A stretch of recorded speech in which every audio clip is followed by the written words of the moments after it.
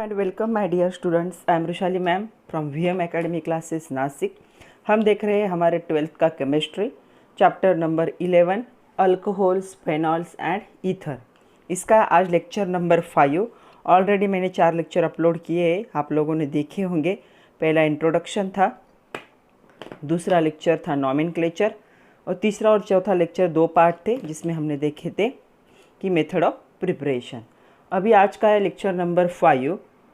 हम देखेंगे physical properties of alcohols and phenols. पहले अल्कोहल फेनॉल पूरा ख़त्म कर लेंगे, उसके बाद हम स्टार्ट करेंगे ईथर। तो चलो स्टार्ट करते हैं physical properties of alcohols and phenol, lecture number 5, chapter number 11 of chemistry, alcohols, phenols and ethers with VM academy Nashik. तो चलो स्टार्ट करते हैं physical properties of alcohols and phenol. हमें आज 4 प्रॉपर्टी डिस्कस करने हैं। पहली property nature of intermolecular forces, second है फिजिकल स्टेट मतलब सॉलिड है, लिक्विड है या फिर गैसेस है। Third one is boiling point, और बॉइलिंग पॉइंट का क्या इफेक्ट होगा वो भी हमें देखना है जब मोलिकुलर मास इंक्रीज होता है या फिर डिक्रीज होता है। और लास्ट वन है सोल्यूबिलिटी, मतलब वाटर के साथ हाइड्रोजन बॉन्डिंग अगर फॉर्म हुई तो सोल्यूबल होता है सब्सटेंस, अगर हाइड्रोजन बॉन्डिंग नहीं फॉर्म हुई तो क्या होता है, इनसोल्यूबल। तो हमें सोल्यूबिलिटी को भी क्या करना है, डिस्कस करना है, और इस पे बेस्ड कुछ क्वेश्चन है उनको भी हमें देखना है। तो चलो स्टार्ट करते हैं नेचर ऑफ इंटरमोलिकुलर फोर्सेस। उससे पहले एक क्वेश्चन है आपके टेक्स्ट बुक में दिया है, ट्राई दिस का है ऑन पेज नंबर 240। अरेंज, उन्होंने 3 बॉन्ड दिए। पहला बॉन्ड है ऑक्सीजन एंड हाइड्रोजन OH, दूसरा बॉन्ड दिया है उन्होंने carbon and hydrogen, and third bond उन्होंने दिया है नाइट्रोजन एंड हाइड्रोजन। और इन तीनों बॉन्ड को उन्होंने बॉन्ड पोलैरिटी के हिसाब से क्या करने के लिए कहा है, इंक्रीज करने के लिए कहा है, मतलब ऑर्डर में अरेंज करने के लिए कहा है। तो बॉन्ड पोलैरिटी मतलब ये जो दो है, दोनों क्या है, डिफरेंट इलेक्ट्रोनिगेटिविटी दोनों की।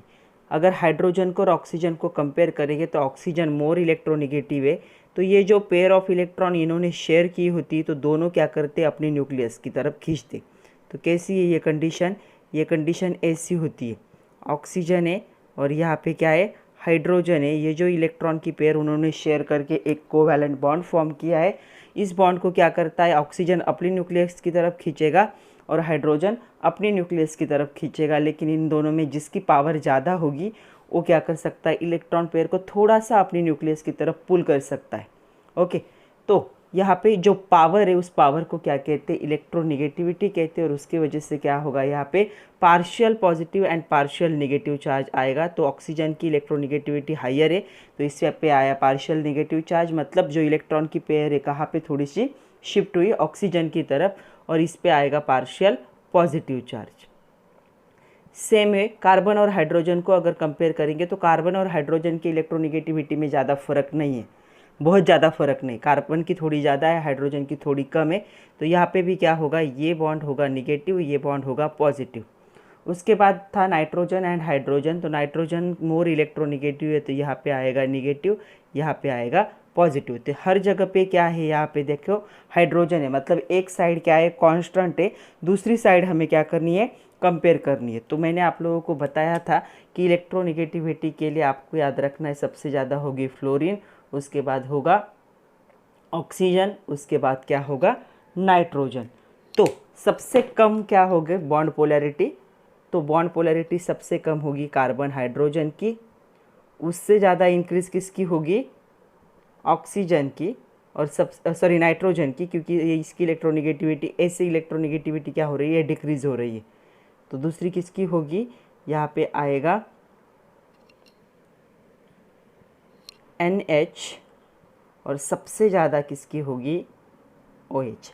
अगर यहाँ पे HF दिया होता तो सबसे हाईएस्ट किसकी होती, HF की होती, लेकिन HF दिया नहीं, तो इसका आंसर क्या होगा, this is the increasing order of bond polarity. इसकी होगी, फिर इससे हायर इसकी होगी, फिर सबसे ज़्यादा हाईएस्ट बॉन्ड पोलैरिटी किसकी होगी, इसकी होगी, क्योंकि इन तीनों को अगर हम कंपेयर करें तो ये मोस्ट इलेक्ट्रोनिगेटिव है, ये उससे थोड़ा कम है और ये उससे भी थोड़ा कम है। तो चलो स्टार्ट करते हैं। ये जो हमें देखना है, पहला पहली physical property, nature of intermolecular forces. अभी इंटरमोलिकुलर का मीनिंग क्या होता है? दो मोलिक्यूल के बीच। तो यहाँ पे मैं क्या कर रही हूँ, दो मोलिक्यूल ड्रॉ कर रही हूँ अल्कोहल के। ओके, पहले हम अल्कोहल का देखेंगे, फिर हम देखेंगे फॉर द फेनॉल। ओके, तो ROH ये दोनों भी क्या है? अल्कोहल है। ओके, तो अभी क्या करना है हमें? इन दोनों के बीच में इंटरमोलिक्यूल है, इंटर मतलब टू डिफरेंट, दो मोलिक्यूल के बीच में फोर्स ऑफ अट्रैक्शन कैसा होगा ये हमें देखना है। तो यहाँ पे ऑक्सीजन है, यहाँ पे हाइड्रोजन है। हाइड्रोजन बॉन्डिंग क्या होता है कि किसी एक मोलिक्यूल का या उसी मोलिक्यूल का हाइड्रोजन दूसरे मोलिक्यूल के या उसी मोलिक्यूल में प्रेजेंट हुए हुए किसी इलेक्ट्रोनिगेटिव एलिमेंट से क्या करता है? पार्शियल बॉन्ड फॉर्म करता है, जिसे हम डॉट डॉट से दिखाते हैं, उसे हम क्या कहते हैं? Hydrogen bonding. तो यहाँ पे हाइड्रोजन बॉन्डिंग में हाइड्रोजन होना बहुत ज़रूरी है। तो यहाँ पे क्या हुआ था इन दोनों बॉन्ड में? तो ये मोर इलेक्ट्रोनिगेटिव था, अभी हमने डिस्कस किया। तो इस पर पार्शियल निगेटिव चार्ज आएगा, इस पर पार्शियल पॉजिटिव। यहाँ पे भी सेम होगा, हाइड्रोजन क्या है? लेस इलेक्ट्रोनिगेटिव है, so partial positive charge. Oxygen more electronegative है, तो क्या आएगा? Partial negative charge. तो ये पार्शियल पॉजिटिव और पार्शियल निगेटिव चार्ज में थोड़ा सा अट्रैक्शन होता है। ये बॉन्ड स्ट्रांग नहीं होता, ये बॉन्ड क्या होता है? बहुत ज़्यादा स्ट्रांग नहीं है, मतलब जैसे कि हमारे मेटेलिक बॉन्ड या फिर कोवैलेंट बॉन्ड है। लेकिन यहाँ पे बॉन्ड फॉर्म होता है due to attraction between partial negative charge of oxygen and partial positive charge of hydrogen. तो इसे हम कहते हैं इंटरमोलिकुलर हाइड्रोजन बॉन्डिंग। तो ये क्या है? हाइड्रोजन बॉन्डिंग है। हाइड्रोजन बॉन्डिंग के भी दो टाइप थे। अगर सिंगल मोलिक्यूल में होता था तो हम कहते थे इंट्रामोलिक्यूल, और अगर दो अलग अलग मोलिक्यूल में होता था, मतलब दो मोलिक्यूल में होता, तो उसे हम क्या कहते थे? Intermolecular hydrogen bonding. तो ये क्या है? इंटरमोलिकुलर हाइड्रोजन बॉन्डिंग है अल्कोहल में। तो alcohol are very polar molecules. तो ये पोलर मोलिक्यूल है, दो पोल फॉर्म कर सकता है, positive and negative polar molecule. Due to presence of OH, इसकी वजह से क्या हो रहे हैं? दो पोल फॉर्म हो रहे हैं, OH group. The polar OH group and are held together by the strong intermolecular forces, namely hydrogen bonding। तो इनमें इंटरमोलिकुलर फोर्स प्रेजेंट है, यस। कौन सा है? Hydrogen bonding. तो हाइड्रोजन बॉन्डिंग की वजह से ये दोनों मोलिक्यूल एक दूसरे को क्या करते हैं? टाइटली हेल्ड कर सकते हैं, उनके बीच में strong intermolecular hydrogen bonding present होता है। इसे हम कहेंगे intermolecular force of attraction. Second हम देखते हैं अभी फेनॉल को। तो फेनॉल हमें पता है, ये हो गया एक मोलिक्यूल फेनॉल का, जिसमें क्या प्रेजेंट होगा? OH, और ये हो गया दूसरा मोलिक्यूल। इंटर मोलिक्यूल है, इसलिए दो मोलिक्यूल होना ज़रूरी है। इंट्रा होता तो सिंगल में होता। तो यहाँ पे भी क्या है? OH। यहाँ पे सेम होगा, ये जो हाइड्रोजन ऑक्सीजन है, oxygen more electronegative, so partial negative charge, यहाँ पे पार्शियल पॉजिटिव, यहाँ पे पार्शियल पॉजिटिव, यहाँ पे पार्शियल निगेटिव। अगेन क्या हो रहा है? दो चार्ज फॉर्म हो रहे हैं, तो इनमें क्या होगा? इंटरमोलिकुलर क्या होगा? हाइड्रोजन बॉन्डिंग होगा, राइट। ये क्या है? फेनॉल है। फेनॉल के दो मोलिक्यूल है। तो देखो अभी यहाँ पे भी क्या हो रहा है? Phenols are very polar. तो फेनॉल भी क्या है? पोलर है। Due to presence of OH bond. OH bond की वजह से क्या है? पोलर है, दो पोल फॉर्म कर सकते हैं। And because of this they are held together. ये दो मोलिक्यूल क्या करते हैं? एक दूसरे से कनेक्टेड होते हैं बाय स्ट्रॉन्ग इंटरमोलिकुलर फोर्स। उस फोर्स का नाम क्या होगा? Hydrogen bonding. मीन्स अल्कोहल और फेनॉल दोनों में क्या होता है? हाइड्रोजन बॉन्डिंग है, इसीलिए उनमें क्या होगा? स्ट्रॉन्ग इंटरमोलिकुलर फोर्स होगा। आई होप दोनों भी आप लोगों को अच्छे से समझ में आए, alcohol as well as phenol. तो चलो फिजिकल स्टेट सेकंड प्रॉपर्टी देखते हैं। तो जो लोअर अल्कोहल होते हैं, लोअर अल्कोहल मतलब मिथेनॉल, इथेनॉल जो होते वो क्या होते? कलरलेस होते, उनमें कोई कलर नहीं होता। टॉक्सिक होते, मतलब ज़्यादा इनहेल करेंगे तो हेडेक हो सकता है। लिक्विड स्टेट में होते और इनको एक अल्कोहलिक ओडर होती, ओडर मतलब स्मेल। तो अल्कोहलिक मतलब एक स्वीट सी क्या होगी? इसे स्मेल होगी, स्मेल से ही पता चलेगा कि ये क्या है? अल्कोहल है। प्योर फिनॉल जो होते हैं वो भी क्या होते हैं, कलरलेस होते हैं, वो भी क्या होंगे, टॉक्सिक होंगे, एंड ये होते लो मेल्टिंग सॉलिड। तो हमारे अल्कोहल लिक्विड में प्रेजेंट थे, ये क्या था, low melting solid. Low melting solid मतलब ऐसे सॉलिड उनको अगर आप धूप में भी रख दोगे तो वो मेल्ट होकर लिक्विड फॉर्म में कन्वर्ट हो जाएंगे। लेकिन रूम टेम्परेचर में क्या होते हैं, वो कौन से स्टेट में होते, सॉलिड स्टेट में होते। थोड़ी सी धूप लग जाए तो क्या होते हैं, लिक्विड फॉर्म में वो क्या होते हैं, कन्वर्ट होते हैं। और इनको एक जो कार्बोलिक मतलब कार्बन ग्रुप की जो एक स्पेसिफिक स्मेल होती है, वो स्पेसिफिक स्मेल होगी ऑर्गेनिक कंपाउंड वाली, या फिर इसे कौन सा स्मेल होगा, इसे फेनोलिक स्मेल होगा। फेनॉल जैसा एक पर्टिकुलर फेनॉल का जो स्मेल है वैसा एक स्मेल होगा, उसे क्या कहोगे, ओडर कहोगे। तो हमारा physical state alcohol liquid condition में, और जो हमारा फेनॉल है वो क्या होगा, लो मेल्टिंग सॉलिड कंडीशन में होता है। नेक्स्ट थर्ड प्रॉपर्टी है बॉइलिंग पॉइंट। तो जो बॉइलिंग पॉइंट होगा अल्कोहल एंड फेनॉल दोनों का भी, it increase with increase in their molecular mass. तो मोलिकुलर मास जितना ज़्यादा इंक्रीज होगा उतने क्या होते हैं, ज़्यादा एलिमेंट्स प्रेजेंट हो जाते हैं। ज़्यादा एलिमेंट्स प्रेजेंट होने की वजह से ज़्यादा बॉन्ड आ जाते हैं, और जैसे ही ज़्यादा बॉन्ड आएंगे उन बॉन्ड को ब्रेक करने के लिए ज़्यादा क्या है, एनर्जी की ज़रूरत पड़ेगी, इसलिए बॉइलिंग पॉइंट और क्या हो जाता है, इंक्रीज़ हो जाता है। तो देखो कैसे, अगर पहला है हमारे पास अल्कोहल की बात करें तो हमारे पास है CH3OH। तो CH3OH को ऐसे भी लिख सकते हैं, तो कार्बन के साथ 3 हाइड्रोजन है। तो देखो यहाँ पे कितने बॉन्ड थे, 1 2 3 4 5, इसके पास 5 बॉन्ड है। और दूसरा एग्जाम्पल मैं ले रही हूँ, नीचे ही लिख रही हूँ, C2H5OH। तो इसके पास कितने होंगे, देखो HCHHCHOH,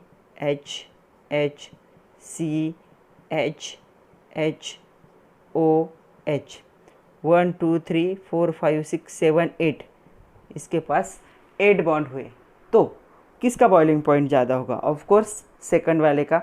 मिथेनॉल से इथेनॉल का बॉइलिंग पॉइंट क्या होगा, इंक्रीज होगा, क्योंकि मोलिकुलर साइज क्या हुई, इंक्रीज हुई है। 5 बॉन्ड ब्रेक करने के लिए जितनी एनर्जी लग रही थी उससे ज़्यादा एनर्जी 8 बॉन्ड को ब्रेक करने के लिए लगेगी।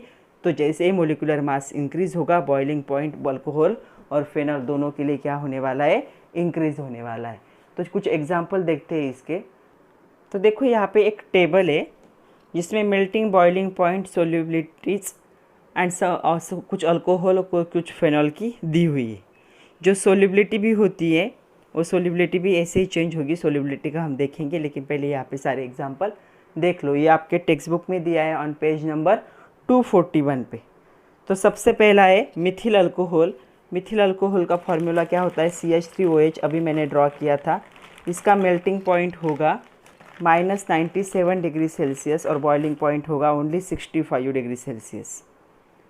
और इसकी सोल्यूबिलिटी है ग्राम इन 100 ग्राम ऑफ वाटर, मतलब इतना ग्राम आप अगर ये लेते हो मिथिल अल्कोहल तो 100 ग्राम वाटर में क्या होगी इसकी सोल्यूबिलिटी इतनी, मतलब 100 ग्राम वाटर में कितना 0.793 ग्राम क्या हो सकता है, मिथिल अल्कोहल डिजॉल्व हो सकता है। उसे क्या कहेंगे, उसकी सोल्यूबिलिटी। सेकंड है इथिल अल्कोहल, दिख रहा है सब लोगों को, इथिल अल्कोहल। इथिल अल्कोहल का फॉर्मूला क्या होगा, C2H5OH या CH3CH2OH। तो इसका है -115, क्योंकि ये लिक्विड स्टेट में होते हैं इसलिए इनके मेल्टिंग पॉइंट क्या आएंगे, निगेटिव में आएंगे। तो इनको क्या करना पड़ेगा, फ्रीज करना पड़ेगा सॉलिड स्टेट में लाने के लिए, और फिर इनका मेल्टिंग पॉइंट देखा जाएगा। तो जितने भी लिक्विड स्टेट में होंगे उनका क्या आएगा, जो मेल्टिंग पॉइंट होगा वो निगेटिव में ही दिखाई देगा। बॉइलिंग पॉइंट है 78 डिग्री सेल्सियस, सोल्यूबिलिटी 0.789। उसके बाद है एन प्रोपिल अल्कोहल, इसमें 3 कार्बन प्रेजेंट होंगे। देखो इसका मेल्टिंग पॉइंट होगा ये, बॉइलिंग पॉइंट होगा 97, सोल्यूबिलिटी। उसके बाद है आइसोप्रोपिल अल्कोहल। आइसोप्रोपिल मतलब क्या होते हैं, दो जो जिस CH से OH अटैच है उसे क्या हो गए, 2 ग्रुप हो गए, तो ये होगा आइसोप्रोपिल अल्कोहल। तो इसका 83 होगा। एन प्रोपिल अल्कोहल मतलब नंबर ऑफ नॉर्मल जिसे कहते हैं, ऐसा होगा। आइसोब्यूटिल अल्कोहल का 108 minus and plus 108। Secondary butyl alcohol है उसके बाद -114 एंड 99.5 डिग्री सेल्सियस। उसके बाद है टर्शरी ब्यूटिल अल्कोहल, इसका होगा 22.5। ये सिंगल ऐसा है कि जिसका क्या होगा, मेल्टिंग पॉइंट पॉजिटिव में होगा। और बॉइलिंग पॉइंट क्या होगा इसका 83। उसके बाद फेनॉल की बात करते हैं। फेनॉल क्या होते हैं, लो मेल्टिंग सॉलिड स्टेट में होते हैं। तो जो मेन फेनॉल होगा उसका कितना होगा 41, 182 क्या होगा उसका बॉइलिंग पॉइंट, एंड 9.3 ग्राम क्या हो सकता है 100 ग्राम वाटर में डिज़ोल्व हो सकता है ज़्यादा से ज़्यादा। उससे ज़्यादा ऐड करोगे तो डिज़ोल्व नहीं होगा। उसके बाद है पैराक्रिसॉल। तो ये सारे स्ट्रक्चर हम देख चुके हैं। पैराक्रिसॉल मतलब पैरा पोजीशन पे क्या होगा CH3 ग्रुप 35202। उसके बाद है ऑर्थोनाइट्रोफिनॉल। ऑर्थो पोजीशन पे नाइट्रो ग्रुप होगा 45271। पैरा नाइट्रोफिनॉल, तो पैरा नाइट्रोफिनॉल ऐसे होता है और ये क्या हो सॉलिड स्टेट में ही होगा, तो इसका होगा 114 और इसका कोई बॉइलिंग पॉइंट नहीं होता। और 1.7 क्या होगी इसकी solubility in 100 gram of water. तो यहाँ से समझ में आया होगा आप लोगों को कि जैसे जैसे नंबर ऑफ मोलिक्यूल्स, हम बॉइलिंग और मेल्टिंग पॉइंट की बात कर रहे हैं, सोल्युबिलिटी की बात नहीं कर रहे। तो जैसे जैसे उनकी साइज़ इंक्रीज़ हो रही है, उनका मोलिकुलर मास इंक्रीज़ हो रहा है, उनके बॉइलिंग पॉइंट भी क्या हो रहे हैं इंक्रीज़ हो रहे हैं। तो फेनॉल और अल्कोहल दोनों के लिए जितने नंबर ऑफ मोलिक्यूल्स ज़्यादा प्रेजेंट होंगे उतना बॉइलिंग पॉइंट क्या होता है हाइयर होता है। चलो इसमें बेस कुछ क्वेश्चन देखते हैं। पहला क्वेश्चन है arrange the following compound in order their increasing boiling point. पहला दिया है उन्होंने ब्यूटेन 1 ओल, दूसरा दिया है उन्होंने ब्यूटेन 2 ओल,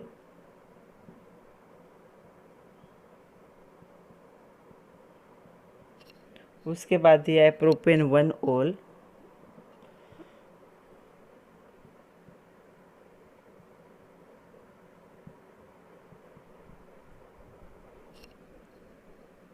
और लास्ट वाला क्या होगा, लास्ट वाला है मिथेनॉल।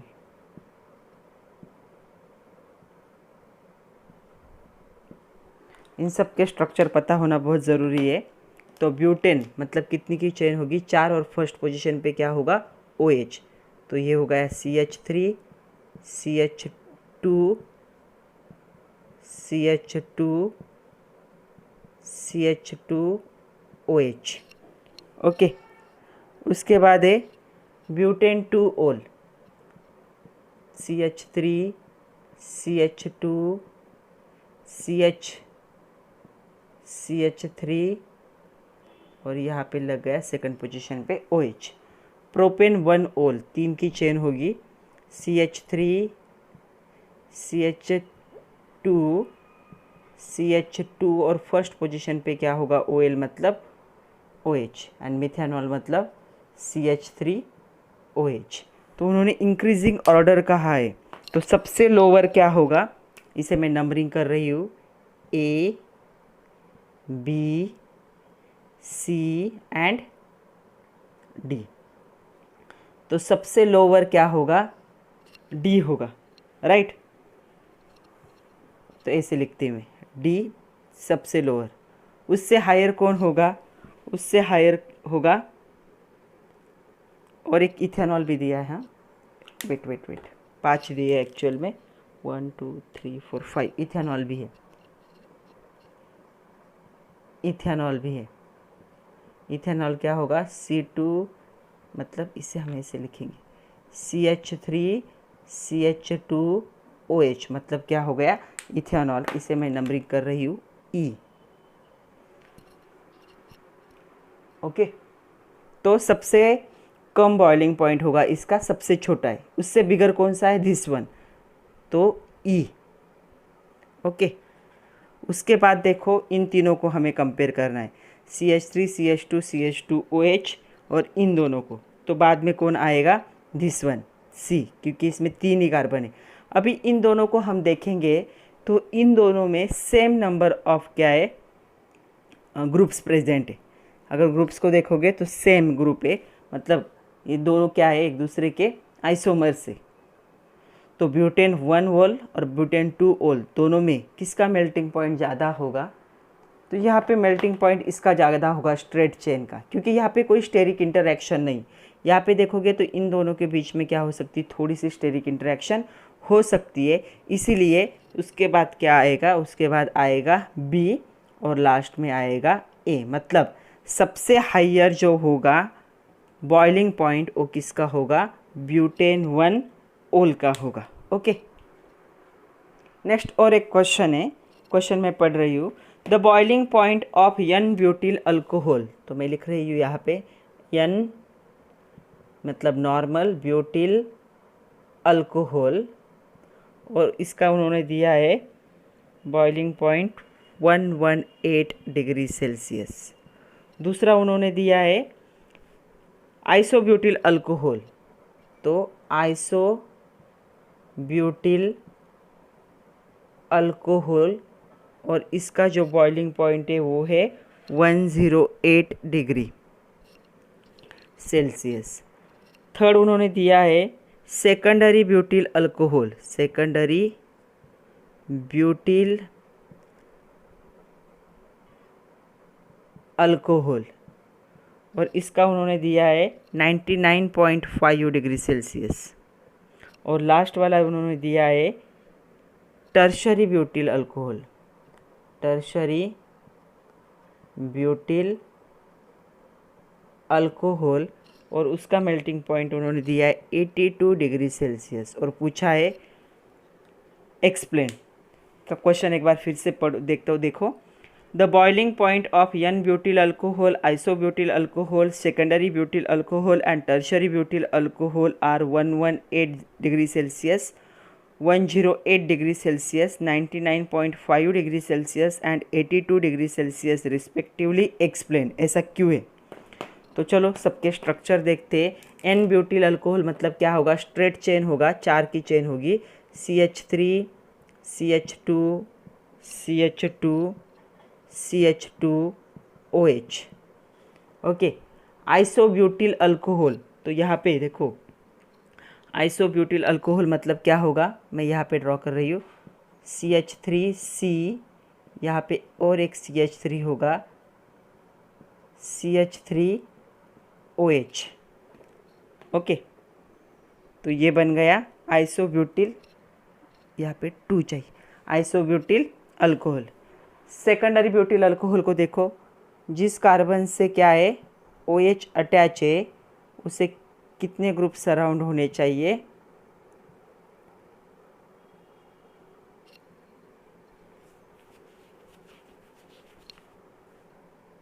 दो ग्रुप सराउंडेड होने चाहिए। तो यहाँ पे आएगा CH2, यहाँ पे आएगा CH3, 1 2 3 4 की चेन।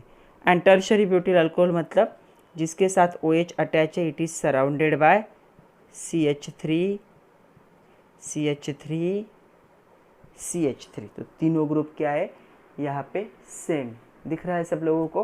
तो हमारा क्वेश्चन ऐसा है कि ये दिए है नाम और दिया है उनका बॉइलिंग पॉइंट और पूछा है कि एक्सप्लेन करो।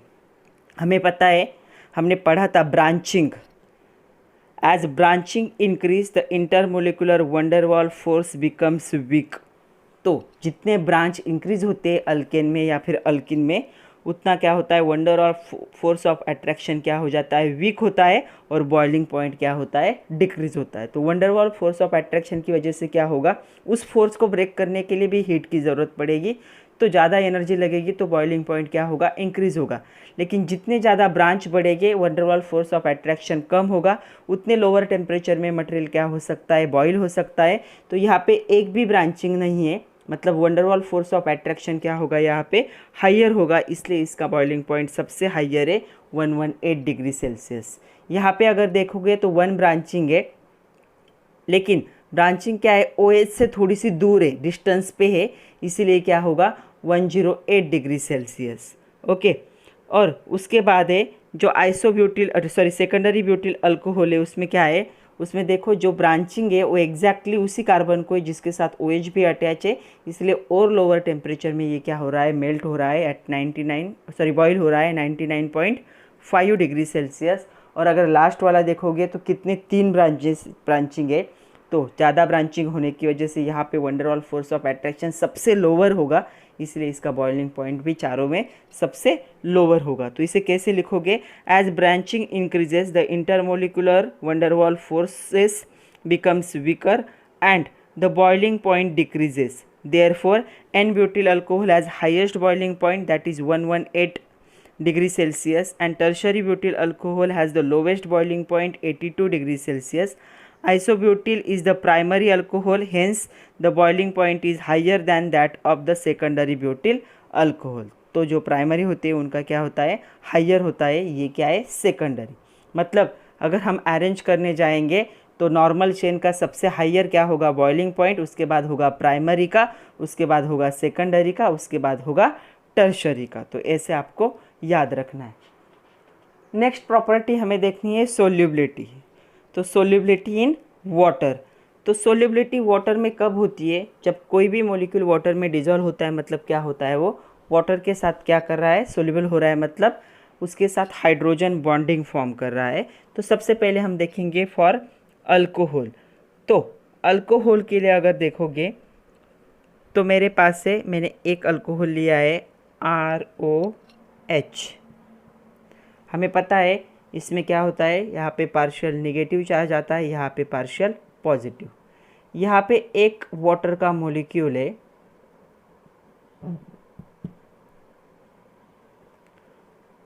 और यहाँ पे दूसरा वाटर का मॉलिक्यूल है. वाटर का जब हम वाटर लेते हैं तो उसमें बहुत सारे मॉलिक्यूल्स प्रेजेंट होते हैं. वाटर में भी क्या होगा, पोलर होगा. ये होगा पार्शियल निगेटिव, ये हो गया पार्शियल पॉजिटिव, ये हो गया पार्शियल पॉजिटिव, ये हो गया पार्शियल निगेटिव. तो अभी देखो क्या होगा, यहाँ पे फॉर्म होगा हाइड्रोजन बॉन्डिंग. सबसे पहला हाइड्रोजन बॉन्डिंग होगा इन दोनों के बीच में. Positive charge and negative, positive and negative charge के बीच में क्या होगा, अट्रैक्शन. वैसे ही यहाँ पे भी क्या होगा, हाइड्रोजन बॉन्डिंग फॉर्म होगा. तो यहाँ पे क्या हो रहा है, हाइड्रोजन बॉन्ड फॉर्म हो रहा है. इसीलिए जो लोअर अल्कोहल होंगे, लोअर अल्कोहल मतलब कब, कितने, 3 कार्बन तक, मतलब जो 3 कार्बन होंगे उतने नंबर तक क्या होंगे, they are soluble in water. तो क्या होंगे, the lower alcohols having the 3 carbons shows the solubility in water due to ability to form the intermolecular hydrogen bonding with the water. तो यहाँ पे क्या हो गया, वाटर के साथ क्या कर सकते हैं, हाइड्रोजन बॉन्डिंग, लेकिन कितने कार्बन तक, ओनली अप टू 3 कार्बन. उसके बाद अगर कार्बन का नंबर बढ़ता है तो हाइड्रोजन बॉन्डिंग का रेट क्या हो जाएगा, लोअर होगा, और सोल्यूबिलिटी भी क्या होगी, डिक्रीज होगी. मतलब जो लोअर अल्कोहल होंगे they are highly soluble in water due to formation of hydrogen bonding. तो कितने कार्बन तक, 3 कार्बन तक. मतलब क्या हो गए, CH3OH फर्स्ट कार्बन हो गया, C2H5OH दूसरा कार्बन हो गया, C3H7OH, इतने तक क्या होंगे, they are highly soluble in water. अभी हम देखते हैं फॉर द फेनॉल. तो फेनॉल का अभी मैं रिंग की जगह पे AR वर्ड यूज़ करूँगी, एरोमेटिक रिंग, AR, और उसके साथ क्या अटैच होता है, OH. AR का मीनिंग ही क्या होगा, रिंग होगा. तो रिंग ही दिखा देती हूँ, कन्फ्यूजन दूर. तो उसके साथ क्या अटैच है, oxygen and hydrogen. Okay, suppose यहाँ पे एक वाटर का मॉलिक्यूल है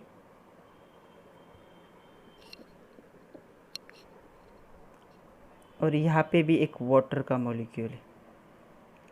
इस पे होगा partial negative charge, partial positive charge, partial negative charge, partial positive charge, partial negative charge, partial positive charge.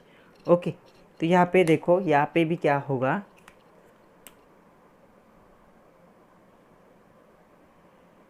इन दोनों के बीच में क्या होगा, हाइड्रोजन बॉन्डिंग, और इन दोनों के बीच में भी क्या होगा, हाइड्रोजन बॉन्डिंग. तो यहाँ पे भी क्या हो रहा है, हाइड्रोजन बॉन्डिंग हो रहा है फेनॉल में भी. तो फेनॉल्स भी क्या होंगे, they are soluble in water due to their ability to form the intermolecular hydrogen bonding with the water molecule. तो यहाँ पे भी क्या होंगे, ये भी क्या है, वाटर में सोल्यूबल है due to formation of hydrogen bonding. मतलब दोनों जगह क्या हो रहा है, lower alcohol and phenol both are form the hydrogen bonding with water. और दो अलग अलग मोलिक्यूल में जब हाइड्रोजन बॉन्डिंग होती है तो उसे कहते हैं इंटरमोलिक्यूल. तो इंटरमोलिकुलर हाइड्रोजन बॉन्डिंग की वजह से क्या हो रहा है, ये क्या होंगे, सोल्यूबल होंगे वाटर में. तो चलो सोल्यूबिलिटी पे बेस्ट कुछ क्वेश्चन देखते हैं. पहला क्वेश्चन है, द सोल्यूबिलिटी ऑफ ऑर्थोनाइट्रोफेनॉल. तो ऑर्थोनाइट्रोफेनॉल को मैं यहाँ पे ड्रॉ कर रही हूँ. ऑर्थोनाइट्रोफेनॉल तो ये हो गया फेनॉल। तो ऑर्थो पोजीशन मतलब ये पोजीशन होंगी, यहाँ पे कौन सा ग्रुप होगा, NO2। तो ऑर्थो नाइट्रोफेनॉल एंड पैरा नाइट्रोफेनॉल, दूसरा है पैरा नाइट्रोफेनॉल, तो ये हो गया फेनॉल। और इसके इस जगह पे मैंने क्या है, नाइट्रो ग्रुप लगा दिया, कौन से पोजीशन पे, पैरा पोजीशन पे। तो ये हो गया ऑर्थो नाइट्रोफेनॉल और ये हो गया पैरा नाइट्रोफेनॉल। अभी क्वेश्चन देखते हैं क्या दिया है question. The solubility of ortho nitrophenol and para nitrophenol is 0.2 gram. ये कितनी है, 0.2 ग्राम, एंड ये है 0.7 gram of 100 gram of water.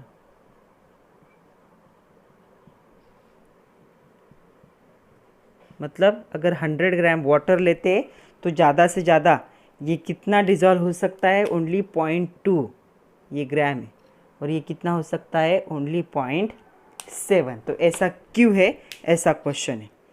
तो इसे हमें क्या करना है, एक्सप्लेन करना है। तो अभी हम देखते हैं, इसे भी अच्छे से देखते हैं और इसे भी देखते हैं। यहाँ पे भी हाइड्रोजन बॉन्डिंग ही फॉर्म होने वाली। देखो इस स्ट्रक्चर को मैं, सॉरी ऑर्थो मतलब ये NO2 ग्रुप कहाँ चाहिए था, यहाँ पे मैंने मेटा पोजीशन पे लगा दिया, तो ये यहाँ पे चाहिए था। ओके, तो चलो इस स्ट्रक्चर को मैं ऐसा भी ड्रॉ कर सकती हूँ। सपोज मैंने OH ग्रुप यहाँ पे लगा दिया, तो ये रेजोनेंस की वजह से हमें पता है कि राउंडेड भी लिख सकते हो। और यहाँ पे हमारा आ गया NO2। अगर NO2 को हम स्प्लिट करते हैं तो हमें पता है यहाँ पे माइनस साइन होता है, यहाँ पे प्लस होता है, और यहाँ पे क्या होता है, डबल बॉन्ड। ये बहुत बार लिख चुके हैं हम। तो अगर अच्छे से ऑब्जर्व करोगे तो क्या होगा, इस पे होगा पार्शियल पॉजिटिव चार्ज, इस पे होगा पार्शियल नेगेटिव चार्ज, और यहाँ पे ऑक्सीजन है। तो ये क्या कर रहा है, यहाँ पे हाइड्रोजन बॉन्डिंग फॉर्म कर रहा है। लेकिन ये हाइड्रोजन बॉन्डिंग कौन से टाइप की है, ये हाइड्रोजन बॉन्डिंग है इंट्रामोलिकुलर हाइड्रोजन बॉन्डिंग। एक सिंगल मोलिक्यूल है, उसके अंदर ही क्या हो रही है, हाइड्रोजन बॉन्डिंग फॉर्म हो रही है। तो ये क्या होगी, इंट्रामोलिकुलर हाइड्रोजन बॉन्डिंग। इंटरमोलिकुलर मतलब इन दोनों के बीच में अगर हुई तो इसे क्या कहेंगे, इंटरमोलिक्यूल। इंटर एंड इंट्रा दोनों में फ़र्क है। तो यहाँ पे ये हो गई इंट्रामोलिकुलर हाइड्रोजन बॉन्डिंग। तो ये दोनों क्या थे, नज़दीक थे, तो हाइड्रोजन बॉन्डिंग क्या हो गई, ईजिली हो गई। अभी इसके लिए देखते, इसके लिए हाइड्रोजन बॉन्डिंग इंट्रामोलिकुलर पॉसिबल है क्या, नो। अगर इस ग्रुप को मैं स्प्लिट करके भी लिखूँ तो क्या होगा, ये O माइनस होगा, O प्लस O, और इसे भी मैं स्प्लिट करके लिखूँ तो ये ऐसे दिखेगा, पार्शियल नेगेटिव पार्शियल पॉजिटिव। तो इसे वेट करना पड़ेगा किसका, वाटर का, क्योंकि ये ग्रुप और ये ग्रुप दोनों क्या है, एग्जैक्टली अपोजिट पोजीशन पे। ये ऐसे मुड़ के नहीं जा सकता इसके साथ हाइड्रोजन बॉन्डिंग करने के लिए।